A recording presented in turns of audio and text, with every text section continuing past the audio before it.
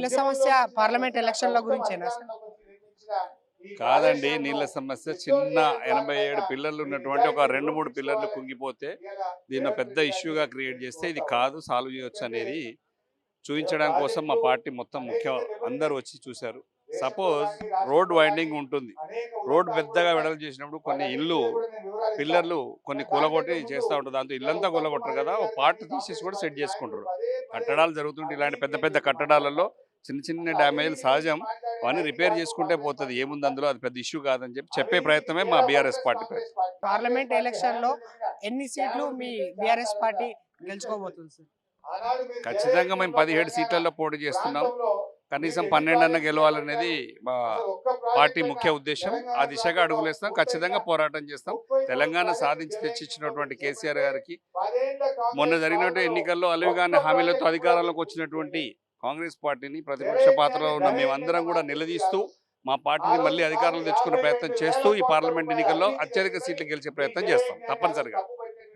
గెలుస్తా అని చెప్పేసి అంటారు సార్. ఇప్పుడు పార్టీలో చాలా వరకు వేరే పార్టీలకు వెళ్తున్నారు సార్. రీసెంట్ గా చూస్తే రస్మయ్య బాలకృష్ణ పెద్దపల్లికి ఎంపీ టికెట్ ఇస్తా అని చెప్పేసి అక్కడ బీజేపీకి పార్టీలోకి మారే అవకాశం ఉంది. పార్టీలు ఎలక్షన్లు వచ్చినప్పుడు ఎవరైనా అటు నుంచి ఇటు కానీ ఇటు నుంచి అటు కానీ ఇష్టం ఉన్నోళ్ళు ఇష్టం ఉంటే అటు, ఇష్టం లేని వాళ్ళు ఇటు, ఇట్లా మారుతూ ఉంటారు. అది సహజం. ఫైనల్గా నామినేషన్ ప్రక్రియ స్టార్ట్ అయిన తర్వాత ఎన్నికలు జరుగుతాయి. అప్పటి నుంచి స్టార్ట్ అవుతుంది. ఇవన్నీ జరుగుతూనే ఉంటాయి. ఇవన్నీ ఆటుపోట్లు ఎదుర్కొన్నదే బీఆర్ఎస్ పార్టీ. 2001లో కొద్ది మందితో స్టార్ట్ అయినటువంటి పార్టీ ఎంత పెద్దగా ఎదిగింది. రాష్ట్రాన్ని సాధించింది. 2 సార్లు బ్రహ్మాండంగా పాలించింది. 9.5 ఏళ్ళు 60 ఏళ్లలో కాని అభివృద్ధిని కూడా సాధించింది. ఖచ్చితంగా కేసీఆర్ గారు ప్రజల గుండెల్లో ఉన్నారు. ఈ ఎన్నికల్లో ఎంపీ సీట్లు అత్యధికంగా గెలవబోతున్నారు. Thank you. రేవంత్ పాలన ఎలా అనిపిస్తుంది సార్? ఇప్పుడు కేసీఆర్ గారి పాలన చూసిన తర్వాత ఈ రాష్ట్రంలో, తెలంగాణ రాష్ట్రంలో ఎవరి పాలన వారు ఇంకా చేయనియండి, చేస్తున్నారు కదా.